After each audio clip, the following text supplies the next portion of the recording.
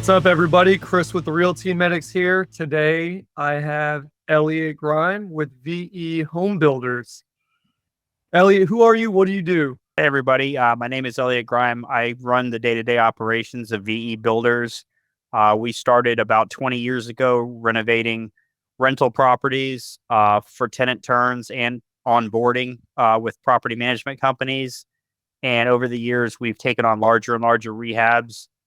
Today, we're a general contractor. We do ground-up builds, additions, fire restoration work, and pretty much anything else that comes our way. Fantastic. How did you get into the field? I was born into it. My father's was an electrician, and I was an only child, so I used to kind of jump in the truck with him and go places when he went. Kind of off hour work, not during the work day, but after work and stuff, we'd go by friends' houses and fix things. And my dad was just naturally handy. So, based off what you just said, you have a lot of experience dealing with rental properties. What are some common mistakes you see that property owners make, landlords make, as it pertains to maintenance and deferring maintenance or not addressing things when they should? What's kind of your input on that? Definitely, when you do maintenance ahead of repairs, it's always going to be less costly. I think a lot of landlords wait for things to break and then try to address them, and it actually is more costly, and it has the effect of usually getting the tenant very mad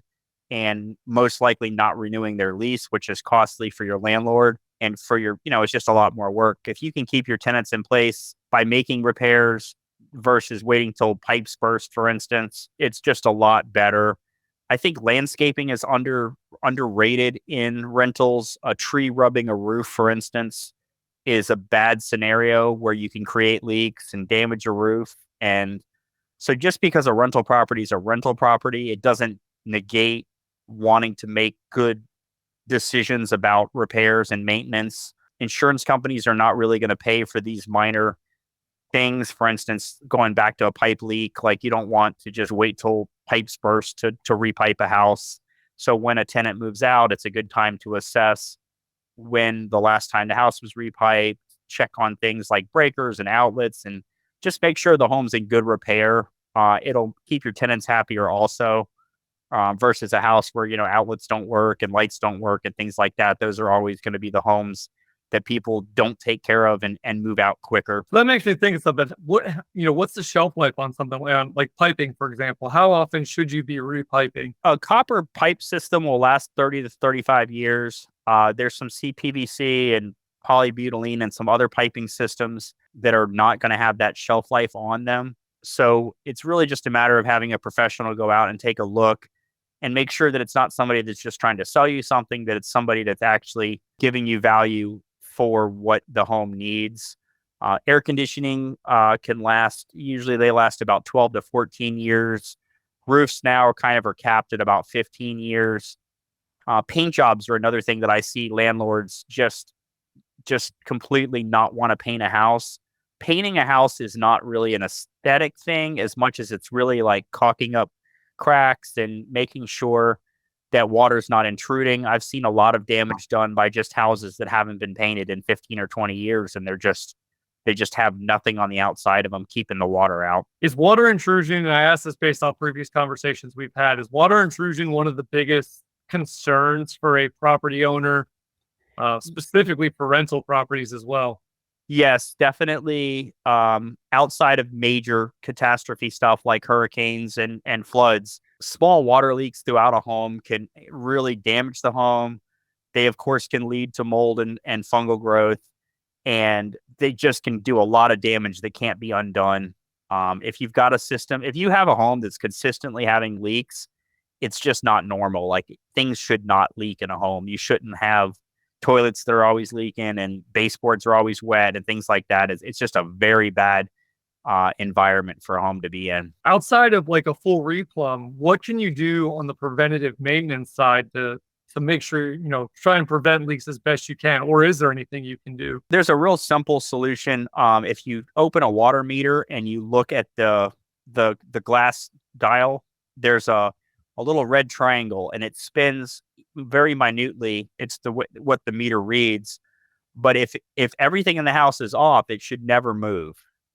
And if you go out and look at it carefully, it actually helps if it's kind of in the evening or something because it's so bright out. But if you can get a look at it, and there's nobody showering, nobody using a toilet, it shouldn't move. And the amount of times that we've been to houses and found that the water meters are moving because toilets are running or there's small leaks in the home is pretty surprising. Interesting. That's good to know. I did not know that. So we've talked at length before about hiring a good GC the first time. Why is that important? Well, a good general contractor can manage all the trades for you and make sure that things are getting done right. And of course, making sure that work is permitted.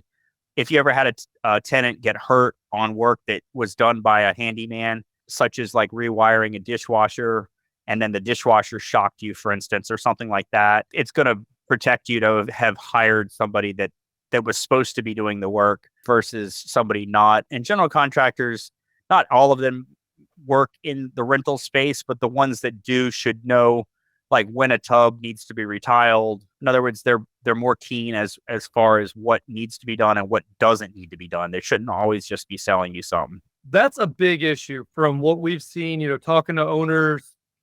How do you find a good GC or a good vendor to work with? Like, what are some red flags if I'm shopping around? What are some things if I'm trying to pick, make 3 calls? What might be some of those red flags that may turn me away from someone? Or what questions should I ask to, kind of make those red flags be apparent? A couple of good ways to do it is one, if somebody already looks for landlords, you should be able to get a referral out of them. So if you call 123 contracting and say, hey, I've got a rental property, and they say, oh, we work on rental properties all the time. You say, great. Can I speak to any of your owners? Can I speak to a few of your owners about, their work with you? And if they won't come off any kind of a referral, then that's a bad sign. And then in modern times, of course, we have Google and all that. It's a very, very bad sign if there's absolutely no coverage of the company online. No web page, no Facebook presence, nothing else. You can go on DBPR and see if they are a general contractor, but I've come across several what I call like a paper contractor where they're a DBPR, they exist, but the only thing you can find is their license. You can't find any of the examples of their work. You can't find anybody they've worked with. It's kind of like a realtor that never lists a home. It's just they're kind of a ghost. You really want to see something tangible. And if they've done rental properties, in other words, I could come up with, hundreds of pictures of properties that we've done before and afters on. And then, you can go online and see on rental sites and stuff. So I would say not having anything tangible that can show your work other than like a picture in your phone, like isn't, to me nowadays, if you just say like, hey, here's a picture of a house I did, like that's not really anybody could take a picture of a house. It could be anybody's house. So I'd say no online presence is a big red flag in modern, in today's world. Okay. And then as far as the work itself, like I've seen people talk about where they've given, deposit up front and then work either doesn't start or work minimally starts and it's poor. And then they start asking for more funds, or what are some what's common for the industry as far as that goes, payments and progress? The biggest thing to know is one, it is negotiable. Everybody that you work with should be able to talk negotiations of what deposits are required, why those deposits are required, and when the payments are going to be due. And there should be written contracts involved. A lot of times people will go into a job that's say $20,000 with no contracts, and really anything over $2,500, you're supposed to have a contract. So it should explain when they're getting paid, what critical points should be met. For instance, all the cabinets are put in and the countertops are on. At that point, you're going to owe us $6,500 or whatever the case may be, something specific. Always have more money on your side of the street than they do. So they always have an appeal to get the work done so they get paid. Once they have more money than it's worth to finish, then they always turn into ghosts. And now that you say that too, as far as the contract side, thinking back to some cases I worked in law enforcement, when the GC or the vendor isn't as concerned about a contract, it's usually, from what I've seen, that's a red flag too, because good vendors want a contract as much as the owner should. So would you agree with that statement? Absolutely. A contract in general, without being a lawyer, I mean, a contract protects both parties. It lets everybody knows who's on the same page. Even a one-page contract that states who the company is, what the construction site is, when the timing is. And it doesn't have to be, my contracts are a little bit longer than that because we're doing builds and stuff. But a 1-page contract, the amount of time, basically everybody I've ever run into that's had money stolen from them has zero contract, has nothing written down. It's some guy that knocked on their door, they wrote him a check, and there's just nothing. They have zero. They've written a check for $10,000, $15,000, $20,000 with absolutely nothing. They don't even have a copy of their driver's license. Which is wild to me. Wild, but it happens. Probably the most common thing I hear on people that had money stolen from them is, oh, he was so nice. And it always makes me laugh because they don't really have to work for a living. So they're very nice people. They're not going to come off as gruff, grouchy kind of contractors. They're going to say, oh, we'll be here tomorrow. Everything's going to be great. I mean, they're going to obviously kind of promise you the world because that's all they're trying to do is harvest that first check out of you. And then if they can harvest another check out of you for doing a little bit of work, then they've really doubled down. And now they've gotten, again, $15,000, $20,000, $25,000, and they haven't done but 2 or 3 days of work. They're pretty happy people. Yeah, and to add on from my previous experience, in Seminole County, for example, and this varies municipality, but if you start a job, depending on depending on circumstance, even if they don't do much work, but they start the work, it may be considered civil. So it's not even a criminal offense. And then you're dealing with, the civil side of suing them. And, if they don't have money, you're chasing money. So it's really important, from what I've seen to make sure you iron all that out up front, have the expectations for both sides laid out, have those, like you said, those checkpoints that when the certain bills are due. So yeah, and things like licenses and insurance are very, very simple to email over.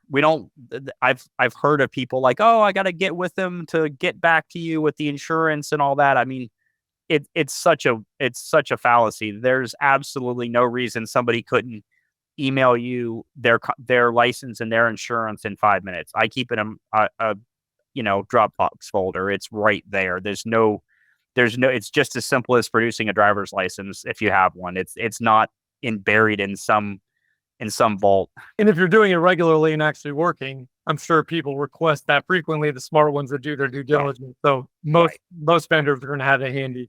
Yeah, and I've also seen people take somebody else's word for it. I just had a case. I don't know what happened with it litigation wise, but basically a realtor had turned a client on to a handyman. The handyman had come, done some substantial demo, and disappeared. But I believe it was a $35,000 check that was written. But the homeowner took the realtor's word that the person was licensed and insured. And then when things started popping up with lawyers and stuff, all of a sudden they admitted that they just knew the guy, that it wasn't anybody that was licensed and insured. So the realtor was also culpable in that case for promoting this person that was uninsured and unlicensed. So ultimately, trust but verify.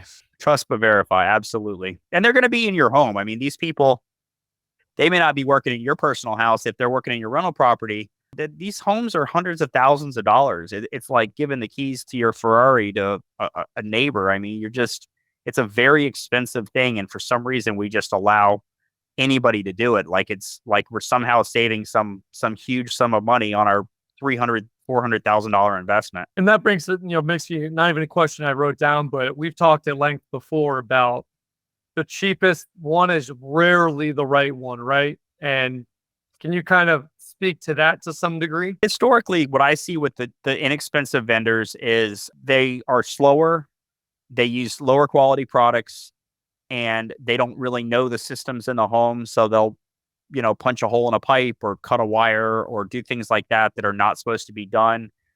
We had one painter that was painting over every outlet and every switch in the whole house. Like the entire house, he would just go through and paint everything. So it wasn't removing the cover and painting around no covers, no tape, like literally just spray painting everything flat paint. So what would happen is people would move in and outlets weren't working. They were literally covered in paint. So you had to like punch a hole to like plug an outlet in, to plug something in. So it's for people that are in the industry, it's very tangible. I can walk in a house and immediately tell if there's a quality amount of home that's that's been done, or if it's somebody that's just going through blasting paint. And in Orlando Metro, almost every home is worth $300,000 at this point, maybe 275. So it's just, again, it's why are you, so the cost to fix all those outlets in a home is 10 times what it would have, which you damaged the home 10 times more if you send an electrician in to change all those outlets and switches than you would have saved by hiring a professional painter. Yeah, that makes me cringe just thinking about It was that. it was so ugly. It just looked so cheap to just have everything just covered in paint. It had a terrible continuity to it. So when it comes to rental properties, and I guess it kind of in general, because ultimately renovations, at some point you'll sell the house. What are some good things you can do or areas where you can make upgrades that you're not breaking the bank, but you're adding some good value to the house and the rental side? I think kitchens and baths are definitely the bang for your buck areas of the home. Having, countertops, I think stone countertops are the only way to go. I think laminate countertops, just because they damage so easily and they get water damage so easily, I think that their time has come and gone. I think in general, just keeping the home clean, not letting tenants for instance, getting oil all over a garage floor, things like that are very permanent.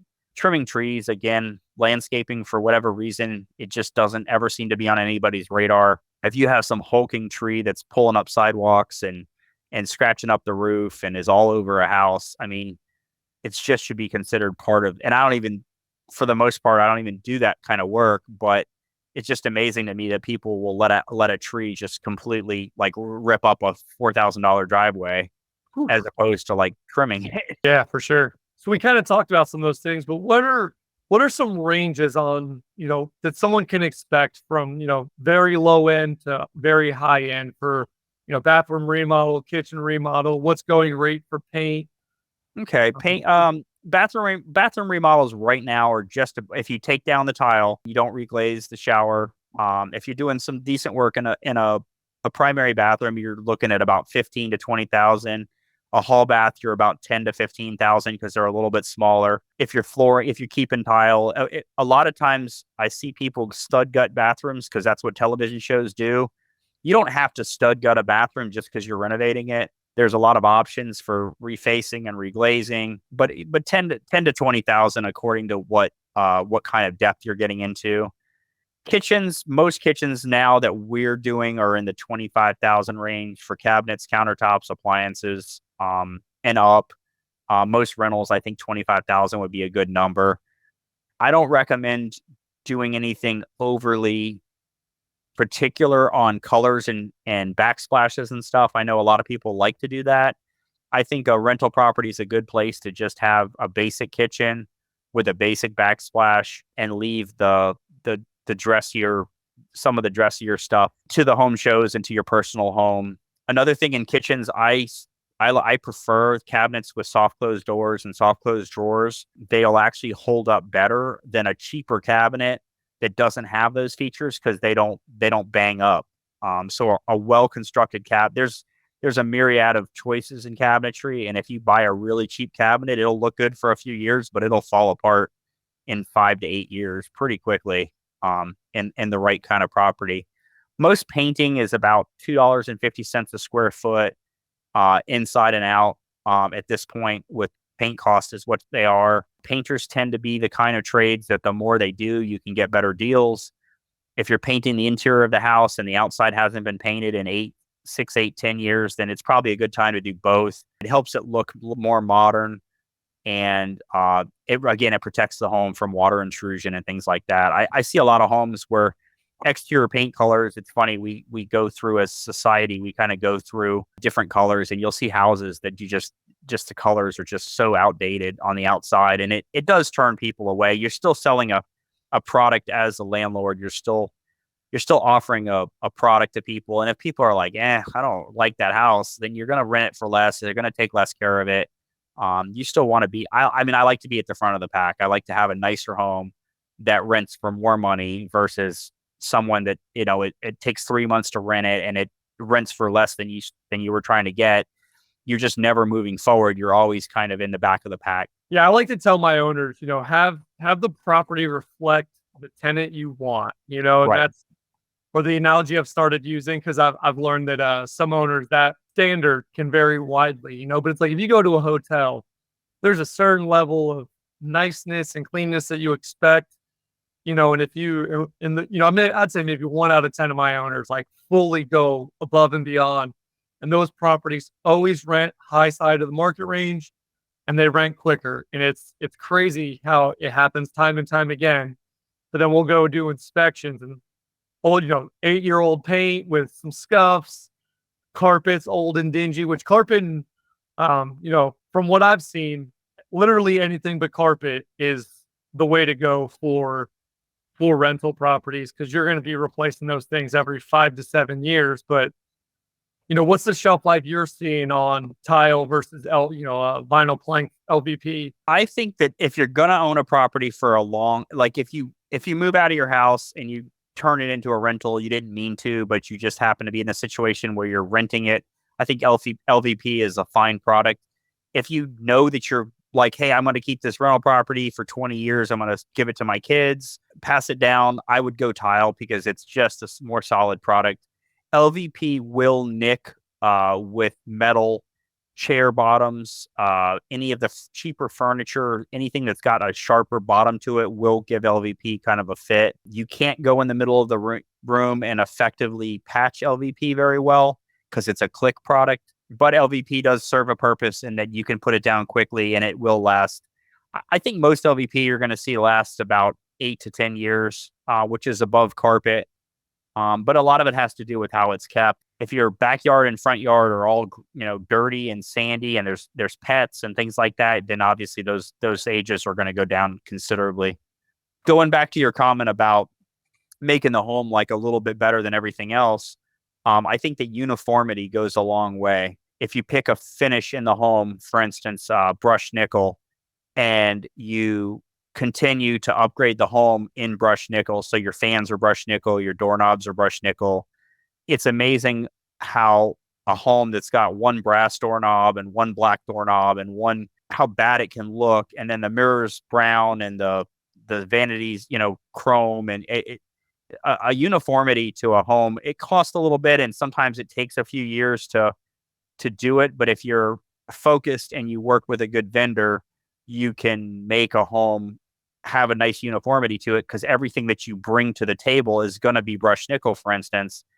And then as you go along, you change the kitchen faucet, you change the bathroom faucet. You don't have to do it all at once, but at the end of the process, when all your doorknobs and everything match, it really helps a home look more like a modern home. Again, if you ever went to a model home by any builder in this whole city, you're not going to walk in and have mismatched doorknobs and mismatched vanities, and everything's going to pretty much have a uniform look to it. So is there anything that you think we should talk about that we have not covered yet? I think that definitely going to a home before you release to a tenant makes a lot of sense. Most of the times people live like they live. It's not no one keeps their house looking like a sitcom. Everybody apologizes to me when I walk in their house because their house looks like every other normal house I've ever been in. The only homes that are clean are sitcoms. That's it. That's the only house that don't have anything on the floor, and there's no kids and there's no dogs and there's nothing. But I just think it makes sense to go through your property. And once that annual, which I know you guys do in property management, do a walkthrough and see how things are being taken care of, and ask them if there's anything they can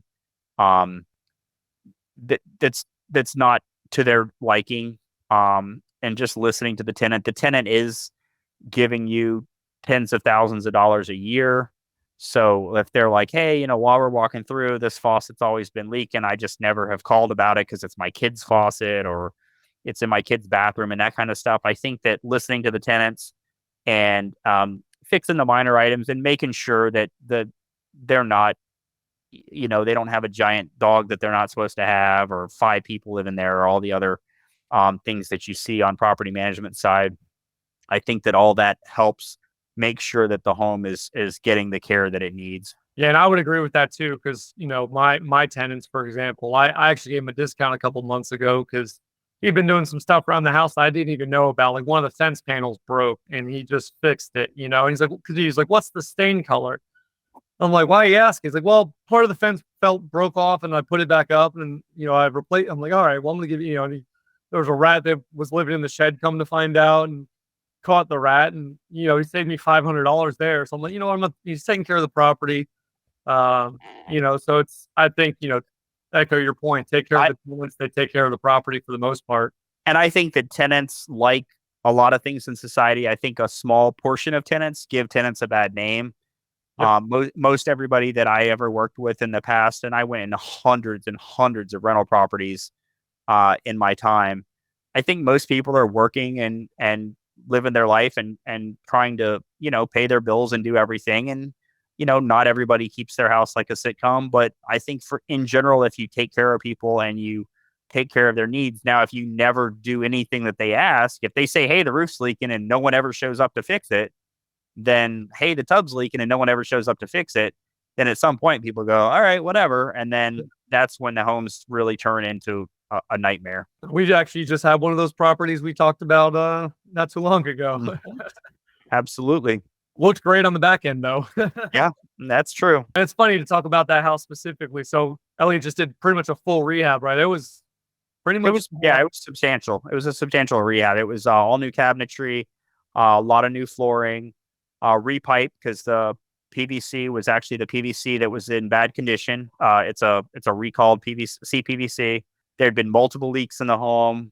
There was quite a bit of damaged drywall. The air conditioner wasn't actually working correctly at all. It was clogged up. It was leaking all on the floor. But at that point in time, the person who was taking the phone calls had quit answering the phone, basically. And so the tenants just said, whatever, shrugged their shoulders and moved out. What's funny about that, so once we went and leased the property, it looked phenomenal.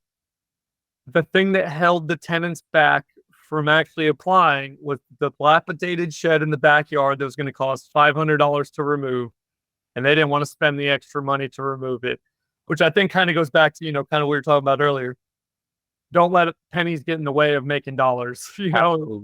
Absolutely. And it was the only thing, that shed was the only thing that really didn't get addressed in that renovation because there were so many other things to do. It was just something that kind of fell by the wayside. Well, Elliot, I appreciate your time. How can the people get in touch with you if they're looking to do a rehab and want a really good, reliable contractor? We're online at vebuldersllc.com. Our phone number is 407-440-8529. And if you Google VE Builders Orlando, there's a bunch of reviews up and you can see some pictures of our work and things like that. Fantastic. Thanks, Elliot. I'll catch up with you soon. Thanks for having me, Chris. Have a good one.